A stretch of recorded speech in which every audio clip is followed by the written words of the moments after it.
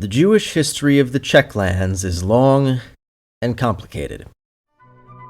They first settled in Prague in the 11th century, at a time when it was at the geographic edge of the Jewish world.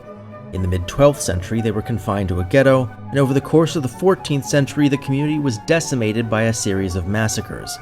First during the Black Death at the behest of Holy Roman Emperor Karl IV, and again during a religious panic in 1389. But a century later, Jews fleeing expulsion from Spain, Portugal, and a few other countries began taking refuge in Bohemia, where they were briefly welcomed by the ruling Jagiellonian dynasty. For much of the 16th century, the ruling Habsburg dynasty was at war against the Ottomans, repeatedly expropriating and expelling Jews from the cities in order to raise money. However, Mordecai Meisel, a scion of Prague's wealthiest and most marvelous Jewish family, was able to secure a massive bailout for Holy Roman Emperor Rudolf II and financial support for public works in Prague. In response, Rudolf allowed the Jews to return, and though periodic expulsions would remain commonplace in other cities, the Jews of Prague were left undisturbed, leading the city into a golden age. Between 1573 and 1592, Judah Löw, better known as the Maharal, served as Prague's chief rabbi and benefited greatly from Meisel's patronage. As both a mystic in the school of Kabbalah and a rationalist who wasn't afraid to criticize tradition, his ideas and personal philosophy feel like a precursor to those of Moshe Luzzatto. But ironically, the thing he's most famous for is a total fiction. In the 19th century, a legend arose that the Maharal animated a golem from clay in order to save the Jews from a planned expulsion by Emperor Rudolf, though in reality the two men were very friendly. This was far from the first instance of a golem in Jewish folklore, and it's a mystery why this golem became so popular. In real life, one of Löw's most famous students was the astronomer David Ganz. A colleague of Johannes Kepler and Tycho Brahe, he probably isn't as well remembered today because he rejected the heliocentric model of the solar system proposed by Copernicus. David Ganz was likely related to Joachim Ganz, another Bohemian Jewish scientist who helped develop synthetic gunpowder and participated in England's first attempt to colonize the Americas. In the mid-18th century, during the War of the Austrian Succession, Holy Roman Empress Maria Theresa became convinced that her Jewish subjects were secretly loyal to her archenemy, King Frederick the Great of Prussia, and embarked on a campaign of expulsions from most major cities in the Habsburg realms. But the Bohemian aristocracy prevented this from happening in Prague, and from that point onward, expulsion would never be an issue again.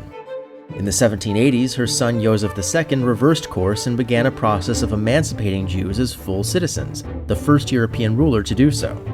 With this political liberalization came linguistic and religious liberalization. By the mid-19th century, Yiddish had gone virtually extinct in the Czech lands in favor of Standard German, while ultra-Orthodoxy steadily gave way to Reform, Conservative, and Modern Orthodox Judaism, though in both cases a notable exception could be found in the town of Nikolsburg, then home to one of only two Hasidic communities west of the Mendelssohn line. Of course, emancipation was revoked by conservative Chancellor Clemens von Metternich after the Napoleonic Wars. But owing to the decentralized nature of the Austrian government, exactly how many rights the Jewish population lost varied by region, and in Bohemia, Jews kept most of the rights they'd gained a generation earlier. In 1867, the issue was finally settled, and Jews were emancipated in the Austrian Empire and the Kingdom of Hungary permanently. But this raised a new, more complicated issue over how Jews fit into the new Czech question. While most Jews in Bohemia and Moravia spoke German as their first language, the establishment of a Czech university in Prague created a vocal minority of intellectuals dedicated to spreading Czech culture to the Jewish masses. By 1910, native Czech-speaking Jews finally outnumbered native German-speaking Jews in Bohemia, but it was a close thing. Most middle-class Jews were bilingual, and German remained the primary Jewish language in Moravia. The 1867 constitution that had emancipated the Jews of Austria also split Hungary off into a separate kingdom that included Slovakia. But the Jews of Slovakia, known as Oberlanders, had a far more obscure and precarious history than that of their cousins in the Czech lands or even in the rest of Hungary. While Jews in Bohemia and Moravia had contended with periodic expulsions, the Oberlanders had continued to face religiously instigated mob violence for centuries longer than their neighbors to the northwest or south. And while the Jews of Bohemia and Moravia were quick to embrace the Jewish Enlightenment, and the Hungarian lowlands weren't far behind, in the early 19th century, Rabbi Moses Schreiber, better known as the Khatam Sofer, rallied Jewish authorities in Slovakia in support of ultra-Orthodoxy. This was admittedly a Pyrrhic victory, Even by the time of Schreiber's death, most Oberlanders had ditched Yiddish for German and abandoned their beards and kaftans in favor of Western-style modern Orthodoxy. A sizable minority even adopted Hungarian as their first language and joined the Neologs, a bespoke stream of liberal Judaism unique to Hungary. Furthest east was Subcarpathian Ruthenia, where the situation was so different that I'm compelled to place it east of the Mendelssohn line. The common Gentile language, Rusin, was more closely related to Ukrainian than Czech or Slovak, and among Jews, both Yiddish and Ultra-Orthodoxy continued to predominate into the 20th century. At this point, you might expect me to start talking about the First World War and the creation of Czechoslovakia. But first, we need to talk about the man in the title of this video, Tomáš Garrigue Masaryk, whose personal life story is more relevant than usual. Masaryk was born in 1850 and raised near the border between Austrian Moravia and Hungarian Slovakia. From birth, his mother imparted him with an anti-Semitic paranoia so severe that it left him with a lifetime of anxiety. However, attending middle school gradually exposed him to Jewish classmates whose actual personalities and behavior defied everything he'd been taught. This reconsideration continued at the high school in Brünn, and then at the University of Vienna, where he went on to teach as a professor of philosophy.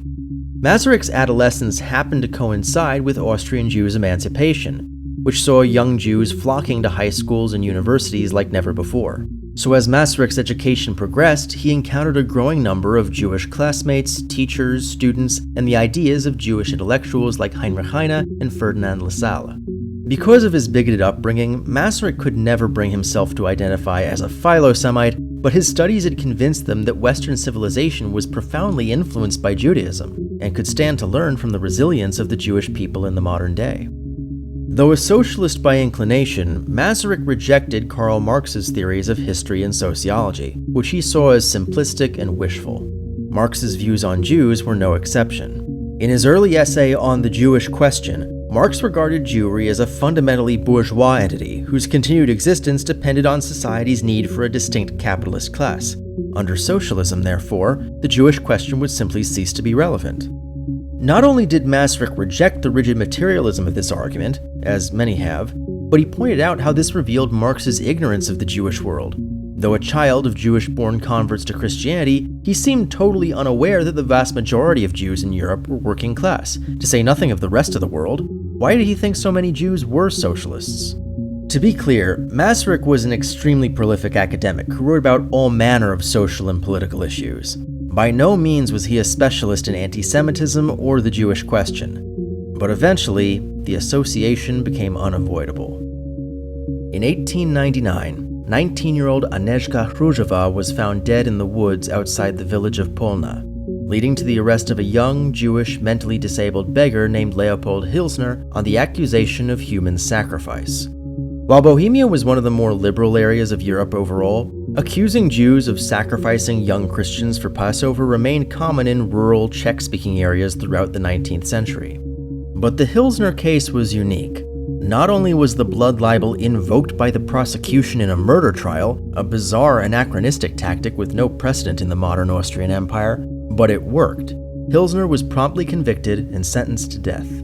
Naturally, the far-right press celebrated the verdict as conclusive evidence of the blood libel, but even the liberal press in Bohemia and Moravia reported the conviction uncritically.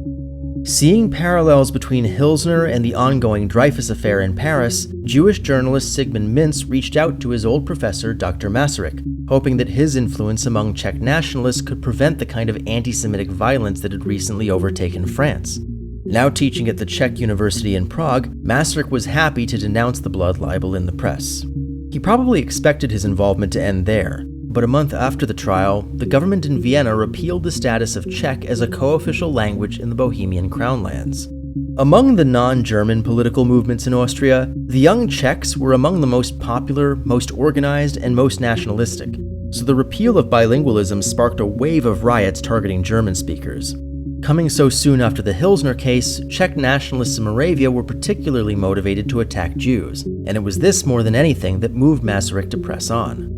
For him, the Hilsner blood libel wasn't simply a crime against Jews, but against all of the people of Bohemia and Moravia, a poisonous superstition from a bygone era which threatened to destroy the Czech nationalist movement from the inside unless it was stopped now.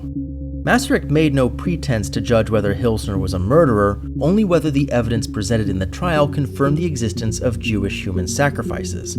Unsurprisingly, it didn't. During the trial, the prosecution argued in favor of the blood libel on the grounds that Hruzova had been killed during Passover, that her throat had been cut, and that there was no pool of blood at the site where her body was found. However, Masaryk reached out to the coroner in that case, whose report stated that Hruzova's throat hadn't been cut, that her body had been moved after death, explaining the lack of blood, and that the judge in the case had objected to the presentation of this evidence. Masaryk's articles on the affair made his life a living hell. Throughout 1899 and 1900, conservative and clericalist newspapers denounced him as the puppet of a Jewish conspiracy to undermine the supremacy of the Catholic Church. Many of his students turned against him, and outside agitators began crashing his classes in order to jeer him. But his arguments were beginning to win over the public.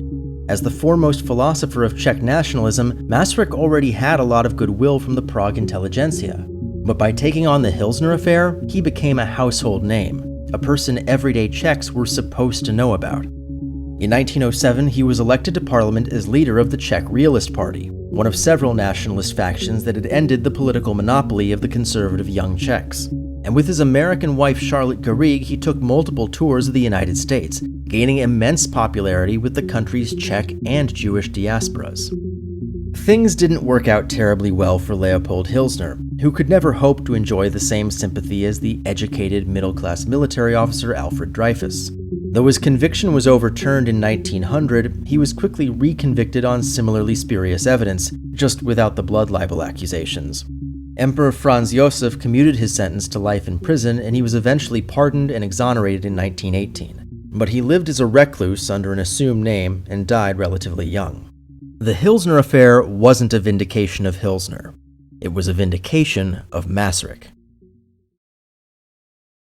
In the summer of 1914, the First World War broke out, and while most minority groups maintained their support for the Austrian cause, the Czech nationalists immediately radicalized into a full-on independence movement siding with the Entente allies.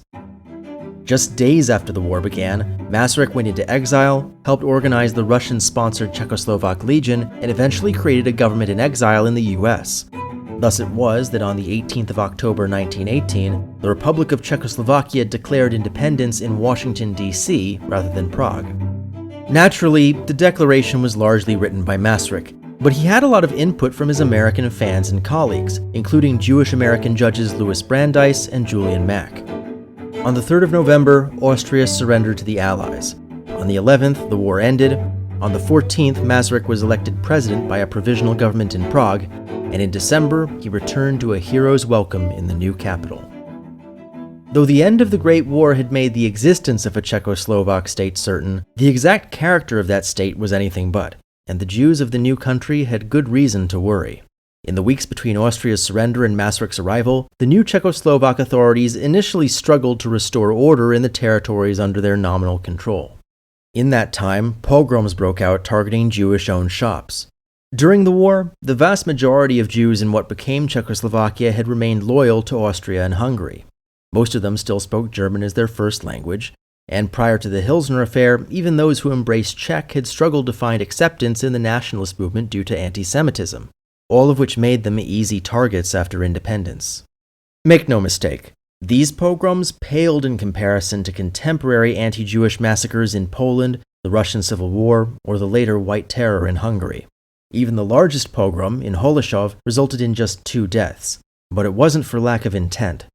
Luckily, the highly organized provisional government was quick to restore order, but President Masaryk and Foreign Minister Edvard Beneš had their work cut out for them. They would do their best to keep anti-Semitism out of the political mainstream, but they could never banish it entirely.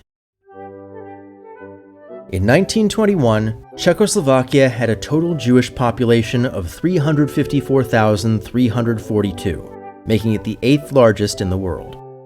Under the new administration, Czechoslovakia was divided into 4 distinct regions, and by analyzing the social, economic, political, linguistic, and religious profile of Czechoslovakia's Jews in each region, a clear spectrum emerges. Despite Prague's status as a Jewish epicenter, fewer than a quarter of the country's Jews lived in Bohemia, which hints at the fact that Bohemian Jews' cultural influence was largely a result of being, on average, wealthier, more educated, and more urban, as well as the least religious and the most likely by far to speak Czech. As one traveled east, the Jewish population was progressively poorer, more rural, more religious, and more German-speaking until reaching the mostly Yiddish and ultra-Orthodox Ruthenia. A few days after the war, a handful of Zionist activists in Prague formed the Jewish National Council, a lobbying group with the twin goals of securing Czechoslovak support for the Zionist movement and enshrining Jews as a recognized minority alongside Germans, Hungarians, and Ruthenians. This was a little strange. As I've said, most Jews within Czechoslovakia's proposed borders already spoke either Czech or German natively. But including Jews as a recognized minority was less about language rights and more about making sure that Jews didn't get completely squeezed out of civil society and erase all the progress they'd made under the Austrians. While Masaryk and Beneš objected to having Jewish minority rights, or any Czechoslovak minority rights, including in the Treaty of Saint-Germain-en-Laye, the Constitution of February 1920 did create a framework for them. Accompanying the Constitution was a law concerning minority languages, which included a provision for recognized minorities to establish their own state-funded schools. But again, the Jewish language of instruction became an issue. Even among the mostly Czech-speaking Jews of Prague, the schools were initially evenly divided between Czech and German. But Czech quickly gained the upper hand, and by the end of Masaryk's presidency, most young Jews across the country were being educated in Czech. In Czechoslovakia's first parliamentary elections, the Jewish National Council hoped to seize the initiative by forming the United Jewish Parties, or VJP, which won exactly 0 seats. The reasons for this are many, and I think they're illustrative of the Jewish political situation at the time. 1. The electoral system worked against them. Most deputies were elected on regional party lists, which was little use to a movement hoping to capitalize on a very widely distributed Jewish electorate. The only region in which Jews made up more than 10% of the population was Ruthenia, which was under Romanian occupation and didn't participate in that first election. But even there, they probably would have struggled. With their votes completely wasted, the leaders of the VJP unsuccessfully lobbied President Masaryk to support changes to the electoral system. But it's not as if Jews were underrepresented in the new parliament because there was no Jewish solidarity in Czechoslovakia. When the Constitution of 1920 was ratified, the government promised that Jews would have the option of registering their nationality as Jewish in the following year's census, yet only about half of them chose to do so.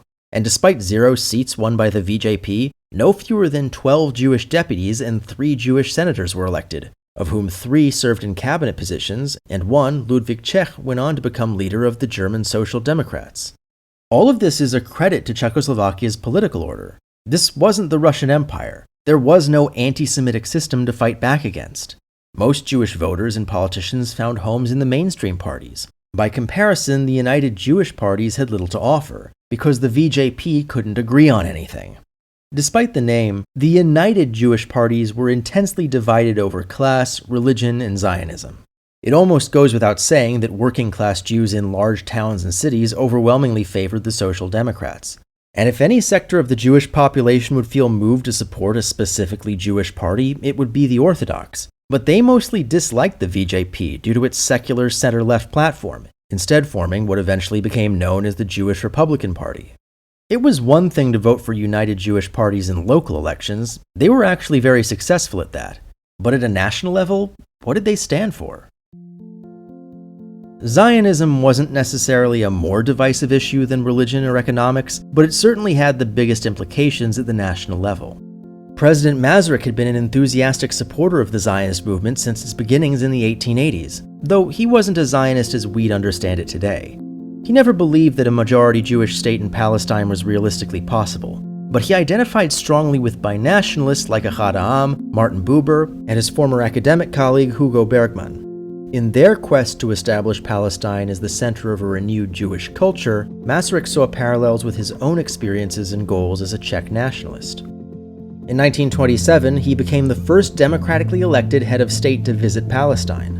Rejoined by his old friend Bergmann, Masaryk toured most of the major Catholic sites and, among much else, paid tribute to the recently departed Ahad Ha'am. This visit was sufficiently momentous that Masaryk was later commemorated with a public square in Tel Aviv, a kibbutz in the Bay of Haifa, and a forest in the Judean mountains. The problem with this was that most support for Zionism in Czechoslovakia came from secular German-speaking Jews in large cities. During the Empire, these people had been the uncontested in-group of Bohemian Jewish culture. But in an independent Czechoslovakia, they were losing numbers and clout to the rival Czech-speaking Jewish intelligentsia, most of whom were vehemently anti-Zionist, albeit mostly out of spite for their German-speaking counterparts. With all this in mind, it's hardly surprising that the VJP wasn't able to win seats in parliament. They finally managed it in 1929, but only by running as part of a bloc with the Polish minority parties before effectively, and ironically, merging with the Czech Social Democrats. Jewish inclusion in mainstream Czech society was hardly limited to politics. Between 1923 and 1938, science fiction author Karl Čapek, who incidentally popularized the word robot, hosted weekly meetings of what came to be known as the Friday Men, a real who's who of Czech society. Most of the Friday Men had come up together in the Czech cultural revival pre-independence, so President Masaryk and Foreign Minister Beneš were frequent attendees. But for the most part, it was a meeting of artists, and about a quarter of the Friday Men happened to be Jewish. Of course, it would be impossible to talk about Jews in interwar Czechoslovakia without mentioning author Franz Kafka. Born to a German-speaking family, he became a pioneer in Czech literature, as well as a pioneer in what friend of the channel J.J. McCullough calls middle-class horror, in which people who are accustomed to being at the center of society are thrust into situations over which they have no control or even understanding. Admittedly, Kafka completed most of his work before independence, dying in 1924 just short of his 41st birthday. But it would have been crazy not to mention him. He may not have been in politics, but he was undoubtedly a founding father. As I said, anti-Semitism was never banished from Czechoslovak society. Certainly not in everyday life, but not even in parliament. As early as 1925, anti-Semitic parties representing Czech, Slovak, and German interests were successfully winning seats. As a Catholic clericalist and ethno-nationalist faction seeking autonomy for Slovakia, Hlinka's Slovak People's Party represented virtually everything Masaryk had taken a stand against in the Hilsner affair. While most of the major political parties had an informal agreement known as the Kassel to prevent parties like this from getting into government, the HSLS did briefly serve in government in the late 1920s, until one of their deputies was outed as a paid asset of the Hungarian government. Meanwhile, Czech fascism found a home in the Mussolini-inspired National Fascist community. On the German side, anti-Semites could throw their support behind what eventually became known as the Sudeten German Party, a satellite of Germany's Nazis seeking to break German-speaking areas away from Czechoslovakia in favor of unification with Germany. And even Ruthenia got in on the action with the Rusin National Autonomous Party. The good news is that, despite all being fascist and anti-Semitic movements, their larger ultranationalist goals were all mutually opposed to each other, so they could never form a united front. But it's still troubling that in 1935, they were collectively able to win almost a quarter of seats in both houses of parliament. Of course, when anti-Semitism truly threatened Czechoslovakia, it didn't come from inside the country. In 1933, the Nazi Party seized power in Germany and immediately began stripping Jewish citizens of their political rights, sending a wave of German Jewish refugees all over the world, including to Czechoslovakia. Masaryk predicted that the League of Nations would take swift action against Germany, since the international community would rather take a proactive approach than tolerate a continued influx of Jewish refugees. Further pressed by the New York Times, Masaryk opined that the Nazis weren't long for this world. Their ideas of race were an unscientific farce, their policies against Jews were self-destructive, their antagonism toward the rest of Europe would only encourage their neighbors to take an opposing stance, and the German people would inevitably lose patience. It's a testament to Masaryk's achievements as a leader that a man who had seen the absolute best and worst of his country could be so naive. In recent decades, historians have begun referring to the traditional memory of this period as the Czechoslovak myth, pointing out that the Masaryk-era political order had failed to quell anti-Semitic sentiment on the Czechoslovak street. Even in parliament, they could only hope to contain it by avoiding coalitions with anti-Semitic parties. But at the very least, they succeeded in containing it. Against all odds, surrounded by autocracy, Czechoslovakia remained a beacon of democracy. The center held. Anti-Semitism, though persistent, couldn't prevail. And it seemed that as long as there continued to be a Czechoslovakia, it would stay that way. Masaryk stepped down as president in 1935 and died in 1937. For his sake, I'm glad he didn't live any longer.